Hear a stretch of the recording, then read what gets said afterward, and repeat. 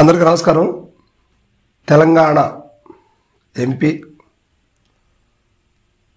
మాజీ ముఖ్యమంత్రి కేసీఆర్ కుమార్తె అయినటువంటి కవిత అందరికీ తెలుసు కదా. ఆమె పేరుకి పరిచయం అవసరం లేనటువంటి వ్యక్తి అన్నమాట. కవిత గారు గత కొన్నాళ్ళుగా లిక్కర్ స్కామ్లో ఇరుక్కొని ఉన్నారు.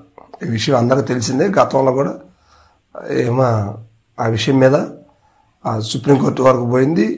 ఈడీ ఆమెని 1-2 సార్లు విచారించడం కూడా జరిగింది.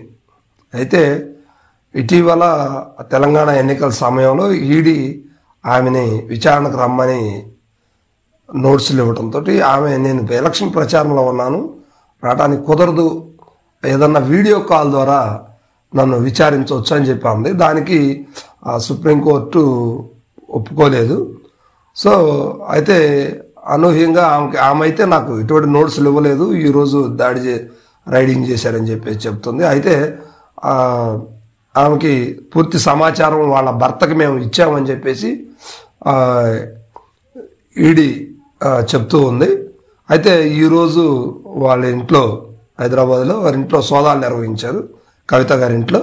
అయితే ఈడీ ఆమె 2 మొబైల్ ఫోన్స్ని, అదేవిధంగా ఇంకా ఒక 16 ఫోన్లు కూడా ఇంట్లో ఉన్నటువంటి ఆ పని వాళ్ళే కావచ్చు, వారి అనుచరులే కావచ్చు, వాళ్ళ ఫోన్లన్నీ కూడా తీసుకొని ఈడీ స్వాధీనం చేసుకుంది. దానికి సంబంధించిన వివరాలు అయితే ఒక్కొక్కటిగా బయటకు వస్తూ ఉన్నాయి.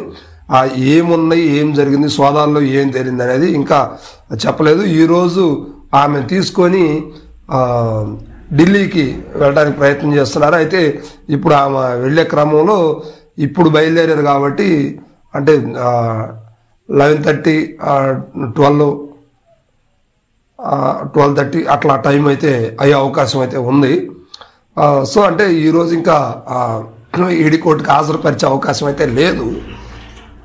రేపు ఉదయం ఆమెని ఈడీ ముందు విచారణకి పిలిచే అవకాశాలు ఉన్నాయి కనుక కవిత గారు లిక్కర్ స్కామ్ గురించి ఇదంతా ఎదుర్కొంటూ ఉన్నారు. దీనికి సంబంధించి